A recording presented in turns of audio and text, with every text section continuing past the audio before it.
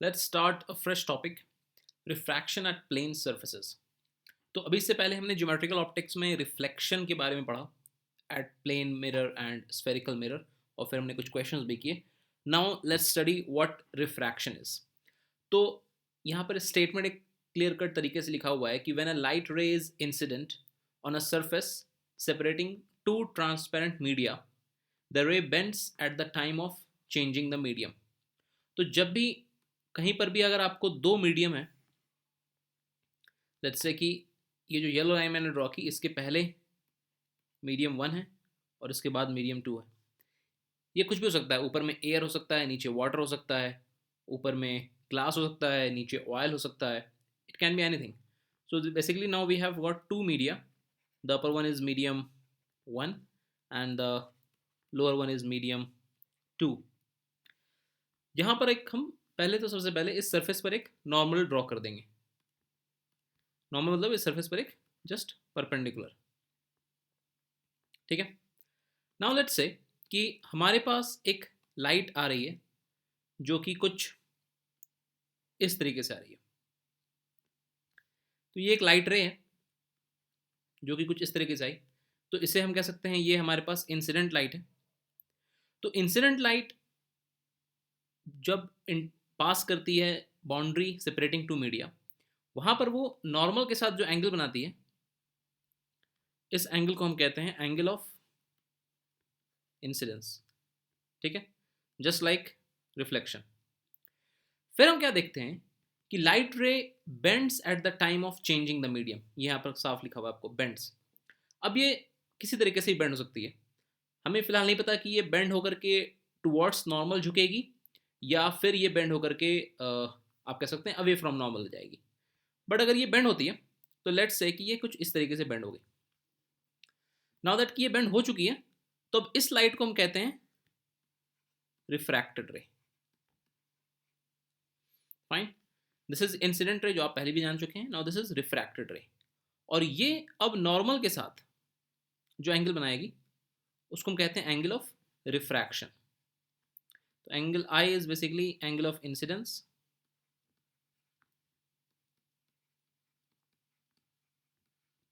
And angle r that is angle of refraction. अब सवाल उठता है कि लाइट बेंड होती ही क्यों आखिर। तो इस सवाल का जवाब इस बात पे है कि अलग अलग मीडियम की अपनी अलग अलग ऑप्टिकल डेंसिटी होती है। और अब ऑप्टिकल डेंसिटी क्या होती है? ऑप्टिकल डेंसिटी का मतलब कुछ हद तक स्पीड ऑफ लाइट से कनेक्टेड है ये, कि अलग अलग मीडियम में लाइट की स्पीड कुछ अलग अलग होती है। तो उन चीज़ों के बारे में जो डिटेल्ड एक्सप्लेनेशन है वो फिलहाल के लिए हमारे पास इस ज्योमेट्रिकल ऑप्टिक्स चैप्टर की उसमें ज़रूरत नहीं है, इसलिए हम वहाँ पर उस डिटेल में नहीं जाएंगे। बट फिलहाल जो थोड़ा कुछ बेसिक बातें हमें पता होना चाहिए वो हम डिस्कस कर लेते हैं कि हर मीडियम का अपना एक प्रॉपर्टी होता है जिसको हम कहते हैं रिफ्रैक्टिव इंडेक्स।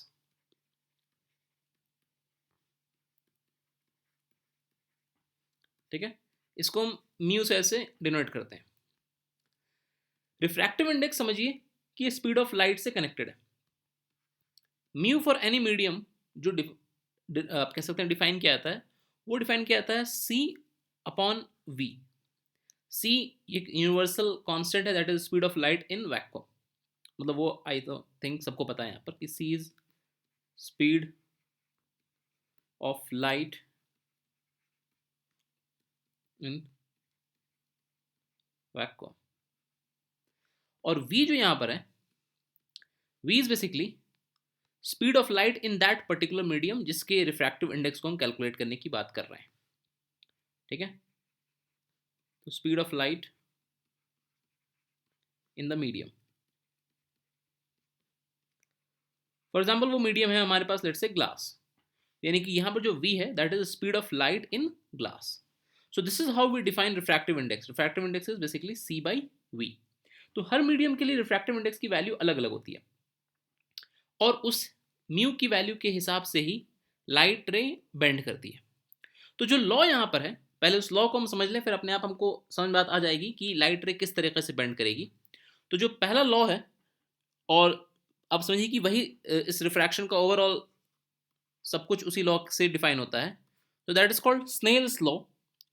वो लॉ कहता है कि μ1 sine I is equal to μ2 sine r, जहां पर आई क्या है, आर क्या है, आपको ऑलरेडी पता है। I is angle of incidence, r is angle of refraction, μ1 and μ2।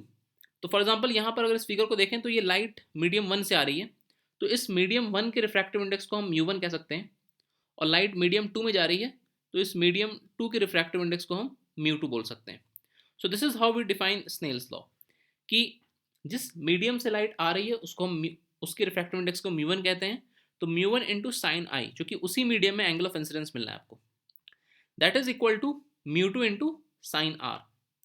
तो ये गवर्निंग लॉ है जहाँ से रिफ्रैक्शन समझिए कि डिराइव हो रहा होता है। इस लॉ में अब आप इस लॉ को यहाँ पर अप्लाई करके देख लो। फॉर एग्जाम्पल अगर हम इस फिगर को देखें तो इस फिगर में आपको क्या दिख रहा है कि लाइट रे away from the normal bend हुई। इसका मतलब इस फिगर में आपको साफ तौर पे दिख रहा है कि angle r is greater than angle i. इसका मतलब ये भी होता है कि sine r is greater than sine of i. ठीक है, तो अगर sine of r is greater than sine of i, अब इस इक्वेशन को देखो। इस इक्वेशन को अगर आप देखो तो ये क्या दिखता है आपको कि ये प्रोडक्ट जो है वो कांस्टेंट होना चाहिए। तो अगर sine r greater than sine i है, इसका मतलब ये तभी पॉसिबल है व्हेन μ1 इज ग्रेटर देन μ2।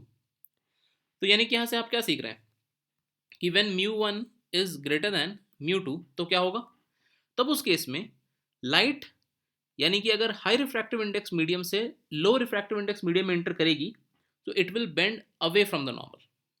ठीक है, हाई रिफ्रैक्टिव इंडेक्स से लो रिफ्रैक्टिव इंडेक्स में जब लाइट एंटर करेगी it will bend away from the normal, और अदरवाइज क्या होगा, otherwise it will bend towards the normal.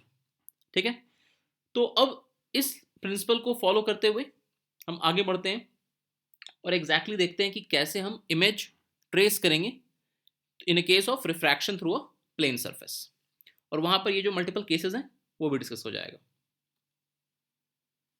So using this result of Snell's law हमारे पास दो प्राइमरी केसेस बनते हैं। दोनों के फिगर आपके सामने ड्रॉ किए हुए गए हैं। पहला केस आपने ऑलरेडी देखा हुआ था कि जहाँ पर लाइट जब बाउंड्री पर आती है तो it bends away from the normal. तो इस केस में हम साफ कह सकते हैं कि angle r is greater than angle i. उस लॉजिक से sine r will be greater than sine i, और फिर उस लॉजिक से इस रिजल्ट को फॉलो करते हुए then μ1 will be greater than μ2। तो इफ μ1 इज ग्रेटर देन μ2 तो हम इस चीज़ को ऐसे कह सकते हैं कि जो मीडियम 1 है अगर उसका रिफ्रैक्टिव इंडेक्स ज़्यादा होता है तो हम इसमें कह सकते हैं कि ये ऑप्टिकली डेंसर।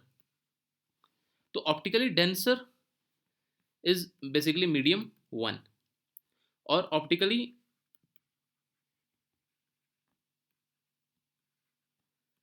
Is medium 2।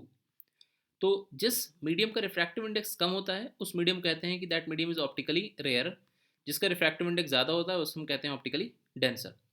वही इस फिगर दूसरे फिगर में क्या हो जाएगा, फिगर टू में आपको दिख रहा है कि जब लाइट रे आ रही है मीडियम 1 से then it bends towards the normal. तो अगेन ये सारा खेल रिफ्रैक्टिव इंडेक्स का ही है।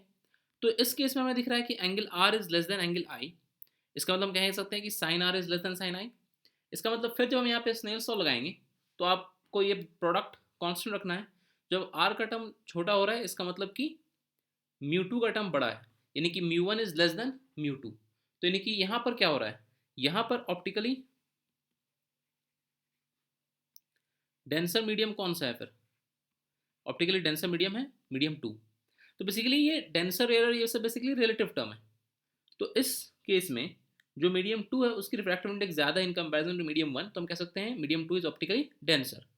और मीडियम 1 फिर क्या हो जाएगा, वो हो जाएगा ऑप्टिकली रेयरर। यानी कि इस केस में हम कह सकते हैं कि लाइट जो है वो रेयरर मीडियम से डेंसर की तरफ जा रही है। तो जब भी लाइट ऑप्टिकली डेंसर मीडियम की तरफ जाती है then it bends towards the normal. Okay, तो ये बात आप ध्यान में रख सकते हैं कि whenever light moves towards a denser medium then it bends towards the normal. और दूसरे केस में हम कह सकते हैं कि when light moves towards a rarer medium, then in that case it bends away from the normal. Okay, तो यही दो प्राइमरी केसेस होंगे हमेशा, या तो म्यू वन बड़ा होगा म्यू टू से, या फिर म्यू वन छोटा होगा म्यू टू से। फाइन, नाउ लेट्स सी किस तरीके से हम इमेज की पोजिशनिंग फाइंड आउट करेंगे through refraction. Now let's look at this figure. Figure A पे हम पहले फोकस करें। तो यहाँ पर आपको दिख रहा है एक point O which is obviously our object, और एक point I which is our image. But ये इमेज फॉर्म कैसे हुआ? ऑब्जेक्ट ओ से लाइट आई टिल पॉइंट ए। ये जो पॉइंट ए है वो बेसिकली एक बाउंड्री पर लाई कर रहा है, जिस बाउंड्री के ऊपर में एक मीडियम है जिसका रिफ्रैक्टिव इंडेक्स म्यू वन है, और उसके नीचे एक मीडियम है जिसका रिफ्रैक्टिव इंडेक्स म्यू टू है। तो पी ए वो लाइन है जो कि दो मीडिया को अलग अलग कर रही है, एक मीडियम म्यू वन, एक मीडियम म्यू टू। अब यहाँ पर आई इज एंगल ऑफ इंसिडेंस। तो लाइट जब ओ से ए तक पहुंचेगी उसके बाद फिर लाइट बेंड हो रही है। बेंड हो रही है क्यों? क्योंकि रिफ्रैक्टिव इंडेक्स चेंज कर रहा है। तो आप सिंपल बात जहन में रखिए कि जब भी मीडियम का रिफ्रैक्टिव इंडेक्स चेंज करेगा तो लाइट अपने इनिशियल ट्रैक से थोड़ा बेंड होना ही होना है। उसका उसके पीछे का जो फिजिक्स है वो कनेक्टेड है स्पीड ऑफ लाइट के, क्योंकि स्पीड ऑफ लाइट अलग अलग मीडियम में अलग अलग होती है। अब फिलहाल अगर हम यहाँ पे देखें तो हमारा अभी जो मेन सब टॉपिक है वो ये है कि हमें इमेज पता करना है कि इमेज का पोजीशनिंग क्या होगा। तो अगर इमेज की पोजीशनिंग हमें देखनी है तो यहाँ पर आपको ट्राइंगल दिख रहे हैं, दो सिंपल ट्राइंगल दिख रहे हैं। इस ट्राइंगल में अगर ये एंगल आई है तो फिर ऑब्वियसली बात है पी ओ ए भी क्या होगा? वो भी एंगल आई होगा। तो यहाँ पर हम क्या कर सकते हैं? यहाँ पर हम लिख सकते हैं कि साइन ऑफ आई को, जब एंगल छोटा होता है तो हम साइन को टैन से रिप्लेस कर सकते हैं, ये हमें पता है। तो अगेन हम यहाँ पे अज्यूम कर रहे हैं कि एंगल्स आर वेरी स्मॉल। तो साइन आई को अप्रॉक्सीमेटली हम टैन आई भी लिख सकते हैं। तो टैन आई यहाँ पर क्या हो जाएगा? टैन आई हो जाएगा आपका परपेंडिकुलर बाई बेस, यानी कि यहाँ पर इस एंगल के लिए, एंगल आई जो यहाँ पर है उसके लिए परपेंडिकुलर क्या है? पी ए परपेंडिकुलर है। तो इसे हम लिख सकते हैं पी ए अपॉन बेस क्या है? बेस है P O, P A upon P O. ये बात किस ट्राइंगल की हो रही है? ये बात हो रही है ट्राइंगल ओ पी ए की। ठीक है, तो ट्राइंगल ओ पी ए में साइन ऑफ आई, बेसिकली ये टैन ऑफ आई है, लेकिन टैन ऑफ आई को अप्रॉक्सीमेट हम साइन ऑफ आई बना सकते हैं, और टैन ऑफ आई जो होगा वो होगा परपेंडिकुलर बाई बेस, यानी कि P A upon P O. उसी तरीके से अब हम अगर बात करते हैं दूसरे ट्राइंगल की, ट्राइंगल आई पी ए, तो इस ट्राइंगल में भी अगेन हम इसी चीज़ का इस्तेमाल कर सकते हैं कि साइन ऑफ आर को अप्रॉक्सीमेटली हम बना सकते हैं टैन ऑफ आर। अब ये आर कैसे आया? जब ये लाइट रे से बेंड हुई तो ये बेसिकली आपका रिफ्रैक्टेड रे है। इस रे को हम पीछे एक्सट्रैक्ट करेंगे, पीछे की तरफ एक्सटेंड करेंगे।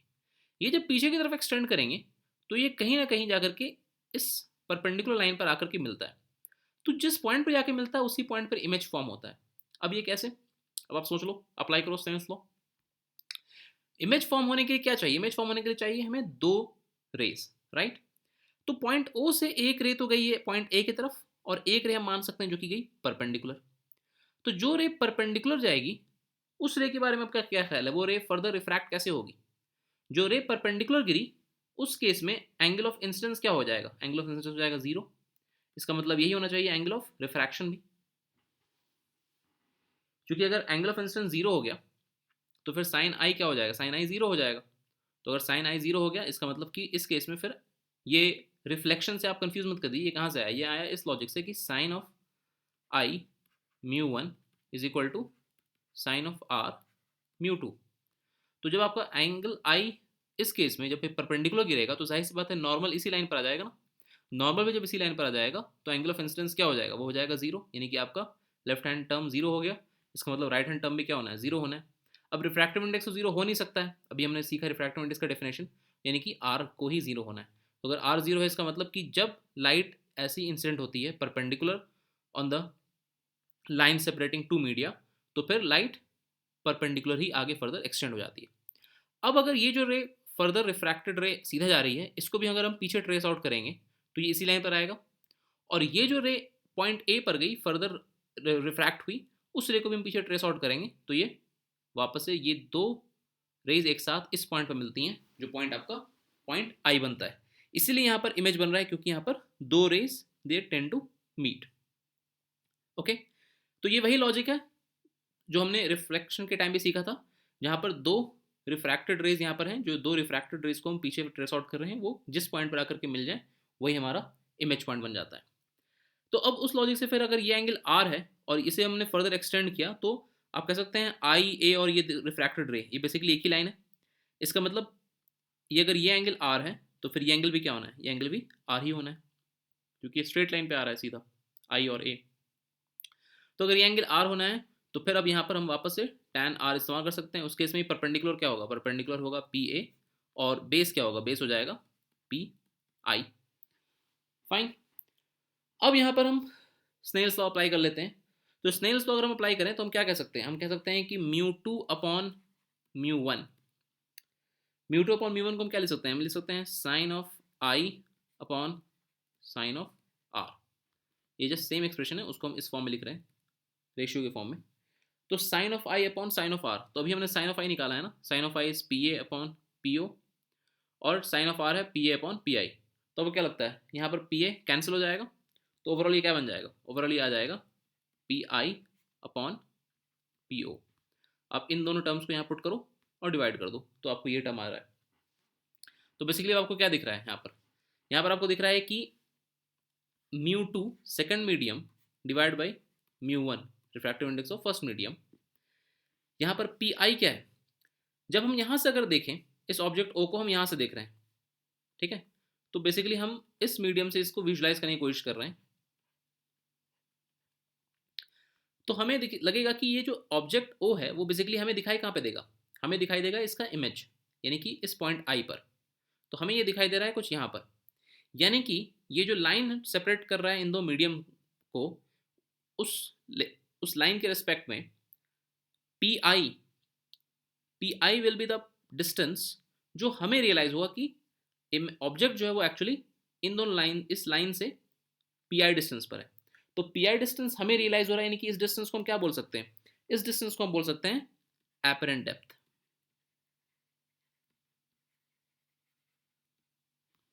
ठीक है, और एक्चुअल में ये ऑब्जेक्ट कहां पर है, एक्चुअल में ये ऑब्जेक्ट ओ पॉइंट पर है, यानी कि पीओ डिस्टेंस पर। तो पीओ डिस्टेंस को हम क्या बोल सकते हैं, पीओ डिस्टेंस को फिर हमें बोलना चाहिए रियल डेप्थ। तो रियल डेप्थ बेसिकली क्या हुआ, रियल डेप्थ बेसिकली आपको ऑब्जेक्ट डिस्टेंस हुआ, और एपरेंट डेप्थ क्या हुआ, एपरेंट डेप्थ आपको इमेज डिस्टेंस हुआ। तो एपरेंट एक्चुअल में करेक्ट डेप्थ नहीं है, लेकिन बाहर से हमें देखने में ऐसा ही लगेगा, क्योंकि हमको तो भाई इमेज दिखती है ना चीज़ों की। तो लाइट रे जब पॉइंट ओ से यहाँ तक आई तो वो सीधा नहीं आई, अगर सीधा आती तो ऐसा लगता कि ऑब्जेक्ट पॉइंट ओ पे ही है, लेकिन वो बेंड कर गई। जब वो बेंड कर गई तो ऑब्जेक्ट पॉइंट ओ पे नहीं बल्कि पॉइंट आई पे दिखेगा। फॉर एग्जाम्पल अगर आप अपने आसपास देखो, आपके आसपास क्या हवा है, तो अगर आपको कोई भी चीज़ दिखाई दे रही है अपने आसपास, तो वो जिस मीडियम में है वो भी क्या है, वो भी हवा हवा है, यानी कि मीडियम चेंज नहीं हो रहा कहीं पर। जब मीडियम चेंज नहीं होता है तो चीज़ें जहाँ पर होती हैं वहीं पर दिखाई देती हैं। मतलब बहुत कॉमन सी बात है, अपने आप आसपास किसी भी चीज़ को देखो, आपके आसपास टीवी होगी, एसी होगा, बेड, कोई भी चीज़ है, कहीं पर आपने कोई चश्मा रखा हुआ है, घड़ी रखी हुई है, मोबाइल रखा हुआ है, तो वो एक्चुअल में जितने डिस्टेंस पर है आपको उतने डिस्टेंस पर दिखाई देगा। लेकिन आप वॉशरूम में जाकर के टब के अंदर किसी एक कॉइन को डालो और पानी भर दो ऊपर से, तो वो कॉइन आपको एक्चुअल में टब के अगर बॉटम पे है तो वो आपको अपने टब के बॉटम पे रियलाइज नहीं होगा, बल्कि बॉटम से थोड़ा ऊपर रियलाइज होगा। ऐसा इसलिए हो रहा है क्योंकि आप एक अलग मीडियम में, आप एयर मीडियम में हैं, और वो जो ऑब्जेक्ट है वो एक अलग मीडियम है, that is an water medium. तो इसलिए जब मीडियम बीच में चेंज करता है तो जो चीज़ जहाँ पर होती है एक्चुअल में वो वहाँ पर दिखाई नहीं देती है। तो अगर इसी चीज़ को मैं एग्जाम्पल के तौर पे इसको अगर मैं ऐसा कहूँ कि लेट्स से कि जो म्यू टू मीडियम है that is let's say air, और एयर के लिए जो म्यू की वैल्यू होती है वो होती है 1। यानी कि मान लेते हैं कि ये जो ऊपर का मीडियम था ये कुछ अलग मीडियम है, इसका रिफ्रैक्टिव इंडेक्स जो ऊपर है वो मान लेते हैं म्यू, यानी कि μ1 को हम बना देते हैं म्यू, और μ2 को मान लेते हैं 1, चूंकि हम इस मीडियम को अब मान रहे हैं that now this is air. तो फिर इस लिहाज से अब जो हमारे पास जो फॉर्मूला है वो क्या बन जाएगा, μ2 ये पे 1, यानी कि 1 upon mu will be equal to apparent depth upon real depth. ठीक है, तो जो चीज़ जहां पर एक्चुअल में होगी वहां पर दिखाई नहीं देगी आपको। तो यानी कि यहां से हम कह सकते हैं कि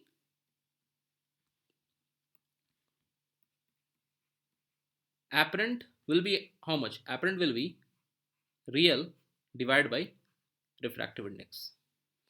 फाइन। तो रिफ्रैक्टिव इंडेक्स किसी भी मीडियम का जो होता है वो एयर से ज़्यादा ही होता है। अब कैसे? अगेन इसका सिंपल लॉजिक है, आप रिफ्रैक्टिव इंडेक्स के डेफिनेशन को देखो। म्यू क्या होता है? म्यू होता है सी बाई वी। तो किसी भी मीडियम का दुनिया में वी की मैक्सिमम वैल्यू हो ही क्या सकती है? वी की मैक्सिमम वैल्यू हो सकती है सी, अदरवाइज वी की वैल्यू नॉर्मली सी से क्या होगी? कम होगी। तो लाइट की सबसे ज़्यादा स्पीड कहाँ होती है? एयर में या वैक्यूम में। तो वहाँ पर चूंकि लाइट की सबसे ज़्यादा स्पीड वैक्यूम में होती है, तो वैक्यूम और एयर को हम मान लीजिए एक ही मान लेते हैं, तो उस केस में वी बन जाता है सी के बराबर, इसलिए म्यू आ जाता है आपको 1 के बराबर। लेकिन उसके अलावा आप किसी मीडियम में जाएंगे, let's say glass, oil, water, glycerine, कोई भी मीडियम हो, तो हर जगह वी की वैल्यू क्या होगी? In any other medium V की वैल्यू सी से कम होगी। तो जब वी की वैल्यू सी से कम होगी in any random medium, V will be less than C for any another medium. इसका मतलब कि उस केस में म्यू की वैल्यू क्या होगी? म्यू की वैल्यू हमेशा ग्रेटर देन 1 होगी। तो जब म्यू की वैल्यू ग्रेटर देन 1 होगी तो इस केस में ऑब्वियसली क्या हो जाएगा? इस केस में obviously apparent will be smaller than real. तो अब इस चीज़ को एक जो मैंने एग्जांपल आपसे कहा कि आप वॉशरूम में जाके एक टब में देखिए एक सिक्का डाल करके, इसी एग्जांपल को मैं यहाँ पर फिर से ड्रॉ कर देता हूँ ताकि आपको वो भी एज एग्जांपल दिखाई दे। तो यहाँ पर एक फिगर ड्रॉ है आपको। यहाँ पर ये सिंपल सा फिगर ये कह रहा है कि यहाँ पर एक टैंक टाइप का कुछ है, आप उसको कुछ भी समझो, अंदर में इसके पानी भरा हुआ है। That's the more important thing.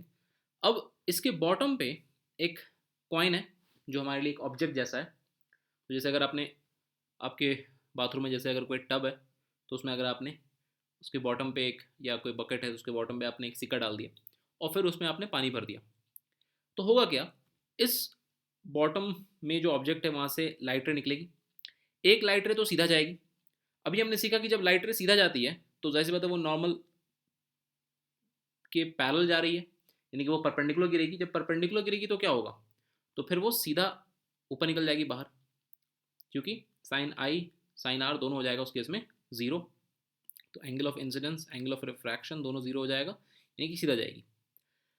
अब दूसरी एक लाइट रे है जो कि किसी एंगल पर निकली, तो हमें क्या दिख रहा है कि अगर यहाँ पर अंदर में वाटर है तो बाहर में क्या है? जो आप एग्जाम्पल देख रहे हो बाहर में क्या है? बाहर में एयर है। तो एयर के लिए रिफ्रैक्टिव इंडेक्स क्या होता है? Mu for air is what? It's 1। और mu for water is let's say it's mu. तो हमें पता है फॉर श्योर कि this mu will B obviously greater than 1। Fine. तो अगर म्यू इज ग्रेटर देन 1, इसका मतलब ये है कि आप डेंसर मीडियम से रेयर मीडियम की तरफ जा रहे हो। तो जब आप डेंसर मीडियम से रेयर मीडियम की तरफ जा रहे हो, इसका मतलब उस केस में क्या होगा? उस केस में लाइट बेंड करेगी अवे फ्रॉम द नॉर्मल। तो इसलिए लाइट रे बेंड की अवे फ्रॉम द नॉर्मल। अगर आपको वैसे नहीं याद रहता है तो आप सिंपली स्नेल्स लॉ लगा लो। तो mu 1 sine I is equal to mu 2 sine are. तो म्यू 1 क्या है हमारा? म्यू 1 हमारा वाटर का है, यानी कि उसको म्यू रहने देते हैं। तो म्यू इंटू साइन आई। और म्यू 2 क्या है? म्यू 2 यहाँ पर एयर है क्योंकि ये सेकंड मीडियम है, दैट इज़ 1। तो इसको जस्ट 1 बना देंगे तो ये इंटू साइन आर हो गया। तो यहाँ से आपको क्या दिख रहा है कि mu into sine I is equal to sine R दिख रहा है। म्यू की वैल्यू ग्रेटर देन 1 है, तो यानी कि यहाँ पे आप कह सकते हैं कि mu is equal to sine of r upon sine of i. अब चूंकि म्यू की वैल्यू ग्रेटर देन 1 है, इसका मतलब इस वैल्यू को भी क्या होना है? ग्रेटर देन 1 ही होना है, यानी कि एंगल आर को क्या होना है? एंगल आर को ग्रेटर देन एंगल आई होना है। तो इसीलिए यहाँ पर जो एंगल ऑफ रिफ्रैक्शन है that is greater than angle of incidence. तो इसका मतलब कि लाइट क्या होगी? लाइट बेंड करेगी फ्रॉम द नॉर्मल। तो लाइट बेंड कर गई। अब ये जो रिफ्रैक्टेड रे है इसको फर्दर हम पीछे एक्सटेंड करेंगे, ये जो डॉटेड लाइन से मैंने पीछे खींचा, और ये कहीं ना कहीं यहाँ पर आकर के इंटरसेक्ट करता है इस लाइन के साथ। तो यहाँ पर भी क्या हो रहा है? जो ये रिफ्रैक्टेड रे जा रही है उसको भी एक तरह से हम इसी लाइन पीछे एक्सटेंड कर रहे हैं। तो जब हम पीछे एक्सटेंड कर रहे हैं तो यानी कि यहाँ पर क्या बन जाएगा? यहाँ पर आपका इमेज बन जाएगा। तो ये वही सेम तरीका है जो भी हमने इससे पहले फिगर में देखा था। तो जब भी ऐसे दो रेस को हम एक्सटेंड करके कहीं ना कहीं इंटरसेक्ट कराते हैं वहाँ पर इमेज बन जाता है। और यहाँ हम बाहर से इसको देख रहे हैं। तो बेसिकली ऑब्जेक्ट कॉइन आपका आपके बकेट के बॉटम पे है, लेकिन आपको दिखाए वो यहाँ पर दे रहा है।